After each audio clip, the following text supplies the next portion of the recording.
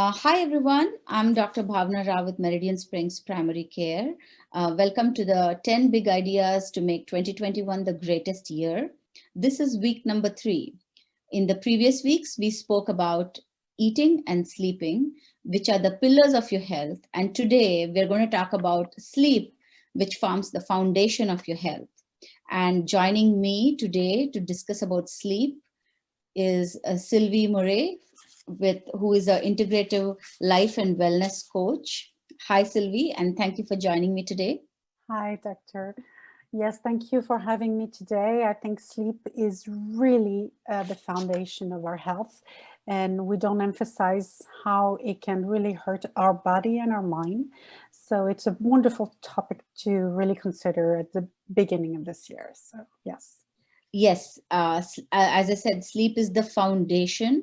And a lot of my visits in the clinic are related to sleep, less disorders related to less sleep, like fatigue, depression, mood disturbances, and even systemic problems like diabetes and increased stress, abnormal hormone levels. We see a lot of these conditions, and we can trace back the root causes to a person's sleep pattern and sleep habits. And that's why for me this is a very, very important topic to discuss as to how we look at sleep in our day-to-day life, how to root out the problems, and how to create healthy habits around the sleep.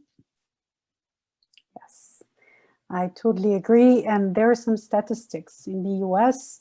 25% of the people in the US suffer from insomnia, which is less than 5 hours sleep per night. And about 50% of the adults in the US suffers of some kind of disturbance. They don't go through the night entirely as one. So this is a really serious problem to consider because it affects everything in our day-to-day lives, our moods, our cognitive, or our way to be. So Definitely. We have, commonly we have two types of issues with sleep. Some people cannot, hit the bed but cannot fall asleep quickly in the 30 to 45-minute gap. Or there are some people who sleep early but wake up early and have an interrupted sleep pattern and end up very groggy in the morning because of that. So these are the two common variants of sleep problems. Now, average sleep, some statistics here. So average sleep time in the world is now 6.7 hours, which has come down from 9 to 10 hours or 8 to 10 hours, which was maybe 50 years ago. And and some of the other facts related to why sleep is so important is how, as living beings, and of course, all living creatures are associated with the circadian rhythm.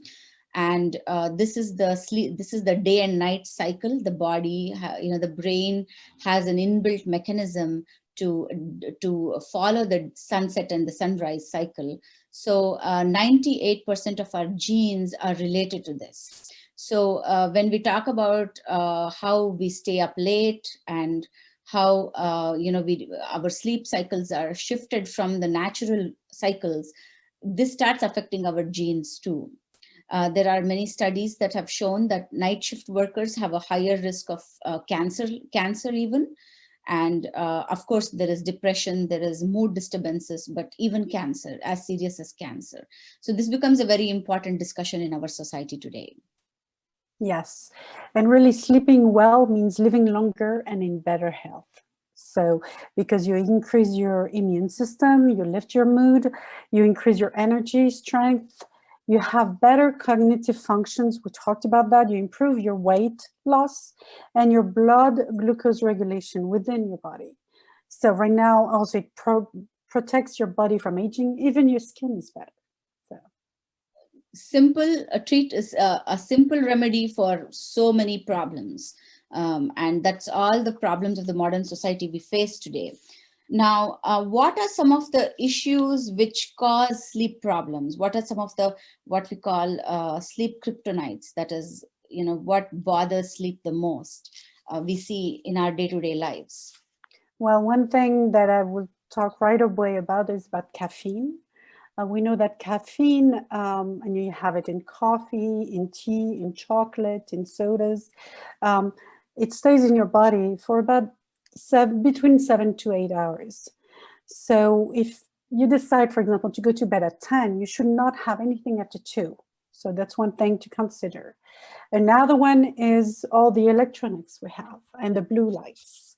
So now a wise way would be to charge your phones or anything you have not in your bedroom and have an analog clock instead of a digital one. Also, you can always get those blue light glasses that can help you if you have to work or watch TV or something. But mostly it's better to do separately. I like to work on my clients and think of our bedroom having a routine, a bedtime routine, like a lot of us had when we were children, and make it a sanctuary. It's like your time, it's your me time or us time as a couple. And whatever we can do to make this bedroom special, where it's not for work or anything like that, and it's really for relaxing before going to bed, is going to help you. And the consistency you're going to have during that time is going to help you to really sleep during the whole night. Definitely. So let's talk about blue light.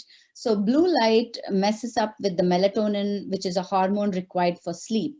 So that's how blue light affects sleep. So the more cell phones and so blue light emission sources are cell phones, laptops, TV, and then of course sunlight is the big blue light. But sunset happens, and then naturally if you're programmed to go to bed in a couple of hours after sunset, in the natural rhythm. But because of the artificial blue light we get, we are kept more awake because the melatonin is pushed back by us looking at the phones.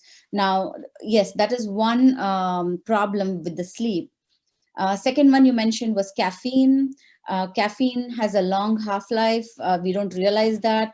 So you need to be thinking about how far along in the evening you are having a caffeinated beverage. And that is going to affect the quality of sleep and how soon you can go to sleep once you hit the bed. Now, another major factor is alcohol. People think alcohol makes them relax and induces sleep, but it has an opposite effect. It's an activating substance, so you don't sleep well with alcohol. So that's another very societal I guess activity that people do right before going to bed. And I think another thing I've seen some of my patients do is working out late. So when you're working out, you're raising your body temperature. And when you're doing that, you're less likely to fall asleep, because sleep comes in better. You get a better quality of sleep, I guess, with a lower body temperature. What do you think about that, Sylvie? I agree with you. And I think if you exercise, I mean, everybody should exercise if we can during the day. It's much better to have a rigorous exercise during the morning or around lunchtime. But at night, the kind of exercise you would have would be more stretching or yoga type of exercise that will really slow down your Relaxing. Yeah. Yes, relaxing everything. And yes, your temperature at night, ideally in your room, should be between 65 to 72 degrees. So because your body temperature during the stage 3 and 4 is going to really, really lower down. And you need that to have a good night's sleep. So, yes. So these are some of the major, problems or major activities that people come across that could invariably be affecting their sleep. And, these are the things that people have to consider. Now, since we spoke about that, what are the, some of the recommendations that we can, give our viewers about how to improve the quality? Okay, I have another one also, is eating. If you eat a huge meal before going to bed, all your resources in your body are going to be activated because they want to digest. So what you need to do is wait 3 hours before your last meal, then before you go to bed, and try not to eat too heavy at night. This way, your body will be able to just rest and work on what it needs to do, which is flush your toxins, because that's what they do at night, and work on everything your body needs to do to recuperate of everything you've done during the day. So there are a lot of things. If you make your bedroom a sanctuary, you have to think of making your room very dark, comfortable, watch the noise. Also, And I know. remember, skin has light sensors. Yeah. So even if you're sleepy and you're trying to sleep in a place where you're still getting light, your quality of sleep may not be the highest because of the light. You may not see it or feel it, but your skin knows it. And that's where the curtains come into place. That's where making it as dark as possible improves the quality of sleep. Yes, exactly. And there are other ways. I mean, for some of my clients are anxious. So what I recommend for Yes. them to do is to have a little notebook by their bedside table. And when you're anxious, you're thinking something, oh, I don't want to forget it. You write it down. You write it down, and then it's not forgotten. It's right there. It's right by your bed. And then I also recommend, because I think it's to think about, be grateful. What was positive for you during the day?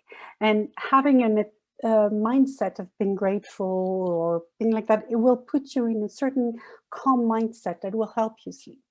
So these are little tricks. Also, taking a bath at night with Epsom salt. Epsom salt is magnesium sulfate.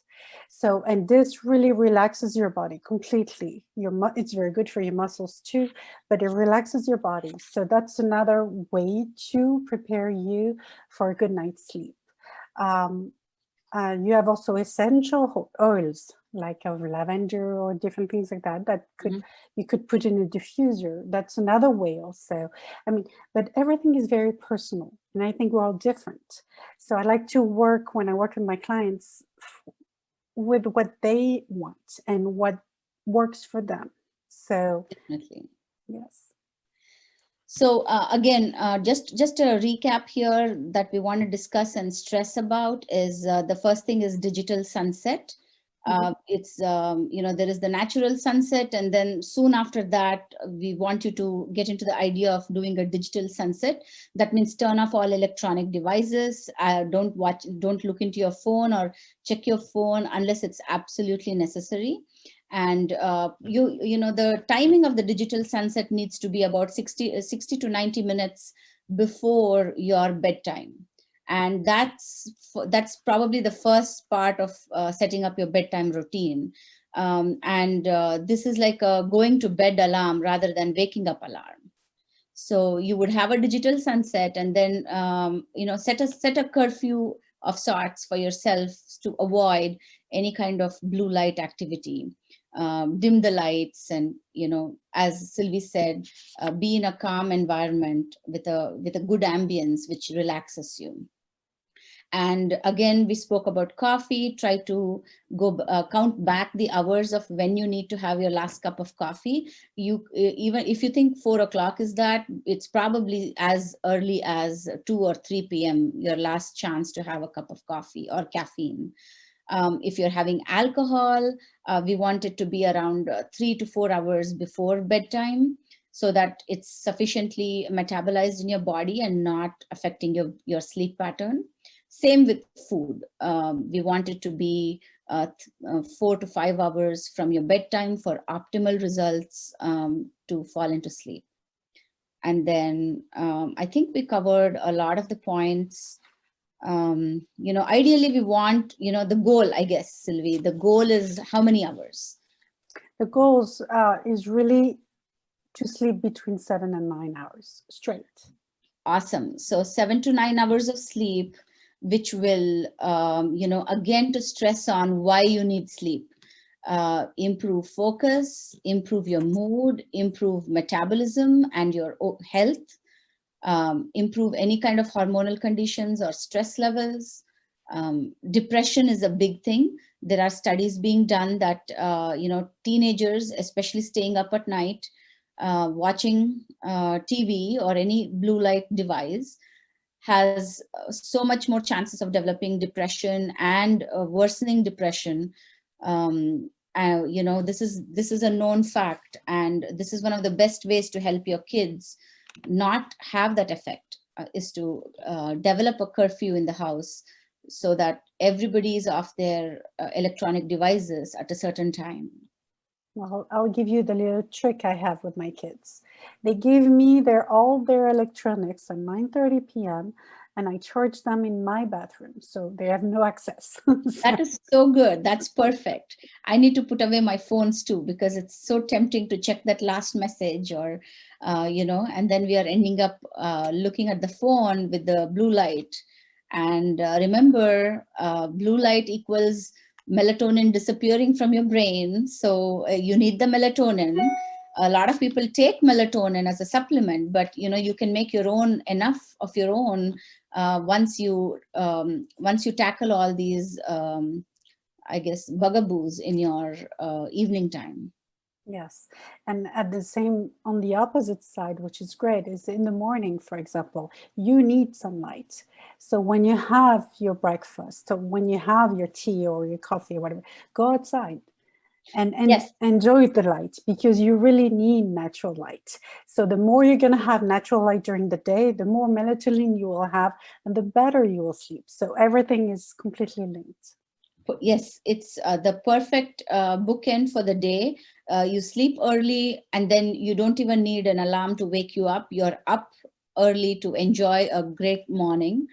And this is the most important part of it, is that if your nighttime routine and your the sleep pattern is consistent, your morning routine and daytime is already set. Without you putting an effort in the morning, it's already going to be a great morning the next day. Yes. Well, this is so fabulous. I just love discussing these, with you about sleep. So, Sylvie, could you tell our viewers how they can get in touch with you? Yes, thank you very much. And by the way, if you say that you're recommended by this wonderful clinic, I'll give you a free session. My email is sylvie@selfpathcoaching. So selfpathcoaching.com. And you can also reach me, Sylvie Maury, Maury, on LinkedIn. Thank you very much. And my phone number is 615-630-2887. Awesome. So we'll attach your information to this video with the link. It was great chatting with you. This is week 3. We have 7 more weeks to go and to learn. So, make every night a special night and go to bed early, on time, and reap the benefits of fantastic sleep. Yes. And thank you very much. You're welcome. Bye. Bye.